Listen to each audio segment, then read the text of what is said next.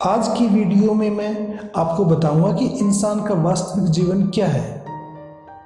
श्रीमद् भगवत गीता के अनुसार जीवन ना तो भविष्य में है और ना ही अतीत में है। जीवन तो केवल इसी पल में है जिसमें आप जी रहे हैं, अर्थात इस पल का अनुभव ही जीवन है। जीवन के वास्तविक अर्थ को जानने के लिए वीडियो को पूरा जरूर देखिए। साथ ही अगर आप चैनल पर नए हैं और चैनल को सब्सक्राइब नहीं किया है तो चैनल को सब्सक्राइब कर बगल वाली बेल की घंटी को भी प्रेस कर ऑल के निशान को दबा दें ताकि मेरी आने वाली हर नई वीडियो की नोटिफिकेशन आपको मिलती रहे। तो चलिए शुरू करते हैं वीडियो को। सबसे पहले आपको अपने क्रोध पर नियंत्रण पाना होगा। आप क्रोध करते हैं या क्रोध आता है, तो इस बात पर जरा बारीकी से विचार कीजिए। भले से भले इंसान को भी अपने जीवन में एक शिकायत जरूर रहती है कि मुझे गुस्सा बहुत आता है। कई लोग कहते हैं कि हम अपनी जीवन शैली से संतुष्ट हैं, लेकिन एक मामले में कमजोर हैं, हमें गुस्सा बहुत आता है। अगर आप अपने जीवन में क्रोध पर नियंत्रण चाहते हैं तो एक सवाल अपने आप से पूछिए कि हम क्रोध करते हैं या क्रोध हमें आता है। बहुत गहराई में जाकर आप पाएंगे कि जिन क्षणों में हम असंतुष्ट होंगे उन क्षणों में ही क्रोध आता है, और उस समय क्रोध हमारा मालिक और हम उसके गुलाम बन जाते हैं। लेकिन जब हम अंदर से संतुष्ट होंगे, बाहर से समझदार नजर आएंगे। और समझदार व्यक्ति क्रोध करता है, उसे क्रोध आता नहीं है, तब वह मालिक होता है और क्रोध उसके आदेश पर चलता है। क्रोध एक तरीका है, आदत नहीं। उस तरीके को अपनाने के लिए मनुष्य परिस्थिति के अनुसार मालिक बनकर उसे आदेश देता है। किसी भी घटना या व्यक्ति का कनेक्शन यदि बुद्धि से, हृदय से है, तब तो आप क्रोध के मालिक हो जाएंगे। लेकिन यदि उसका जुड़ाव मन से हो गया तो फिर क्रोध आपका मालिक होकर आपके जीवन में हमेशा नुकसान ही पहुंचाएगा। जीवन में हर काम को करने का एक सही वक्त होना चाहिए। एक बार एक आदमी ने बादशाह अकबर को बेहद होशियार तोता उपहार में दिया। बादशाह अकबर को भी वह तोता पसंद आ गया और बादशाह ने उसकी देखभाल करने के लिए एक नौकर रख दिया और नौकर को आदेश दिया कि अगर तोता मर गया तो तुम्हें मार दिया जाएगा और जो तोता मरने की खबर देगा उसे भी नहीं छोड़ा जाएगा। वह नौकर दिन रात तोते की देखभाल करने लगा, लेकिन फिर भी एक दिन अचानक तोता मर गया। नौकर घबराकर बीरबल के पास पहुंचा और उससे अपने आप को बचाने की गुहार लगाई।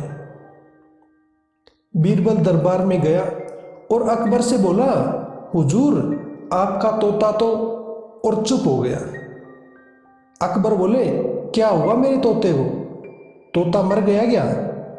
बीरबल बोले, मैं इतना ही कह सकता हूं कि तोता आज ना तो कुछ खा रहा है, ना ही कुछ पी रहा है, ना ही कुछ बोलता है और ना ही फुदक रहा है। बादशाह अकबर बोले, तो क्या हुआ, चलो चलकर देखते हैं। बादशाह अकबर ने आकर मरे हुए तोते को देखा और बोले, यह बात वहीं पर उसी समय नहीं बता सकते थे? बीरबल बोले, महाराज, दरबार में उसी वक्त अगर बोलता कि तोता मर गया तो आपको मुझे प्राण दंड देना पड़ता, जबकि तोता तो अपनी मौत मरा है। मेरा कहने का मतलब यह है कि जीवन में धैर्य के साथ किसी भी बात को कहने और कोई कार्य करने का सही समय और सही जगह चुनना जरूरी है। जीवन में धन का घमंड इंसान को अकेला कर देता है। एक बार शहर की सबसे बड़ी जेवरात की दुकान में एक चूहा घुस गया और चूहे ने 1 करोड़ का हीरा निगल लिया। चूहे को हीरा निगलते हुए एक नौकर ने देख लिया, लेकिन जब तक वह उसे पकड़ने के लिए दौड़ता तब तक चूहा भाग गया। दुकान के मालिक ने जगह जगह विज्ञापन लगाकर घोषणा करवा दी कि कल मेरी दुकान से 1 करोड़ का हीरा चूहा निगल गया। जो कोई भी उस चूहे को पकड़ कर लाएगा उसे लाखों रुपए इनाम में दिए जाएंगे। ये सुनकर हजारों लोग दुकान के आसपास उस इलाके में गए जहां सैकड़ों चूहे रहा करते थे, लेकिन इलाके में सभी चूहे एक जैसे ही दिखाई दे रहे थे, तो कोई भी उस चूहे को नहीं पहचान पाया कि किस चूहे ने हीरे को निगला है। आखिरकार एक समझदार व्यक्ति आया और सीधे उसी एक चूहे के पास गया और उस चूहे को पकड़ लिया। पकड़कर उसके पेट से हीरा निकाल लिया। ये सब देखकर दुकान के मालिक हैरान रह गए। दुकानदार ने उस आदमी को लाखों रुपए इनाम में दिए। फिर उस आदमी से दुकान के मालिक ने पूछा कि इतने सारे चूहों में आपने कैसे अनुमान लगाया कि इसी चूहे ने हीरे को निगला है।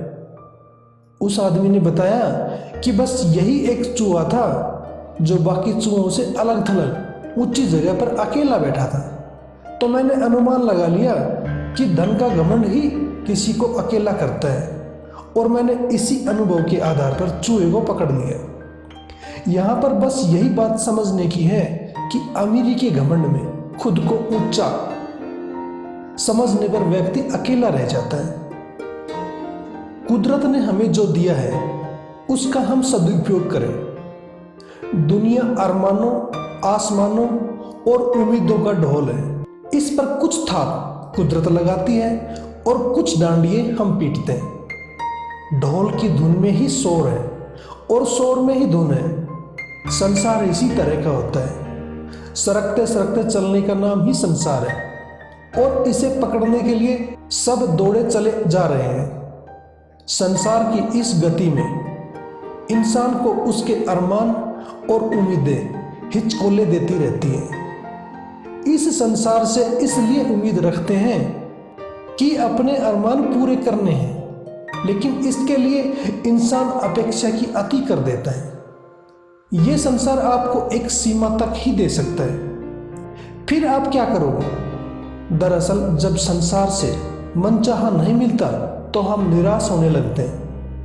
अगर कभी आप संसार की वाणी को सुन सको तो कभी शांत मन से इसकी वाणी को जरूर सुनना। संसार बोल रहा होता है कि तेरे हिस्से का, तेरे अधिकार का जो था मैंने तुझे दिया। अब इसके बाद भी अगर तू और चाहता है तो मुझे नोचना पड़ेगा और उस लूट खसोट की कीमत मैं तुझसे वसूलूंगा। आज हमारी जिंदगी में आई बीमारियां संसार द्वारा वसूली जा रही वह कीमत है जो हमने कभी अपने जीवन में लूट की शक्ल में हासिल कर ली थी। संसार में कुदरत ने हमें जो दे रखा है उस पर ध्यान देकर उन सभी का सदुपयोग करना चाहिए। कुदरत का खेला भी अजीब है। रेगिस्तान में रहने वाले ऊंट की पलकों को इसलिए बड़ी कर दी कि उसे रेत के तूफान को सहन करना है। अपने जीवन में किसी का मजाक बनाना ईश्वर को नाराज करना है। जिंदगी में दूसरों का मजाक बनाना मनोरंजन तो हो सकता है, लेकिन जरा सी असावधानी हुई तो वह आपकी मूर्खता भी सिद्ध हो सकती है। इसलिए बड़ों ने सही कहा है कि कभी किसी का मजाक मत उड़ाओ। जब आप किसी की खिल्ली उड़ा रहे होते हैं तो हमें याद नहीं रहता कि उस पूरे माहौल का एक नुकसान कब हमारे भीतर उतर गया। ध्यान रखिए, किसी का मजाक उड़ाने में 3 घटनाएं घटित होती हैं। पहली, किसी का मजाक उड़ाने में दूसरों को मजा आता है। दूसरा, मजाक उड़ाने में सामने वाला आहत यानी बहुत दुखी हो जाता है। और तीसरी महत्वपूर्ण घटना यह है कि किसी का मजाक उड़ाने में हमें क्या मिला। अंत में होगा यह कि जिसका मजाक बनाया उसकी पीड़ा आपके भीतर तक उतरेगी और कहीं ना कहीं विचार बनकर आपको जीवन भर परेशान करेगी। किसी के व्यक्तित्व का कमजोर पहलू उजागर करना हास्यबोध हो सकता है, लेकिन इसे विकृत होने से बचाएं।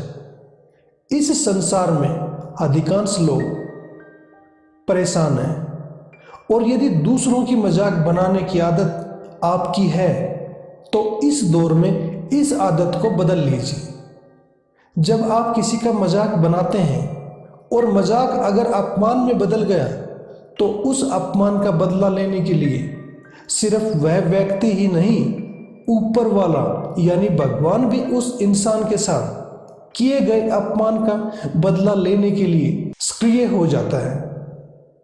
उस परम शक्ति परमात्मा का दावा है कि इस संसार को मैंने बनाया है, हर इंसान में मैं मौजूद हूं, सबको मैंने ही बनाया है। और जब तुम किसी का मजाक बनाते हो तो समझो आप मजाक कर मेरा ही अपमान कर रहे हो। इसलिए अपने जीवन में किसी का मजाक बनाते समय सोच समझकर शब्दों का इस्तेमाल करना, वरना इस संसार का नियम है कि किसी को जो आप देंगे वही आपके पास लौट कर आएगा। मेरी ये वीडियो आपको कैसी लगी? कमेंट कर अपने विचार कमेंट बॉक्स में जरूर बताएं। वीडियो अच्छी लगी हो तो वीडियो को लाइक और अपने दोस्तों में शेयर करना मत भूलिएगा। वीडियो को अंत तक देखने के लिए आपका दिल से धन्यवाद। जय हिंद।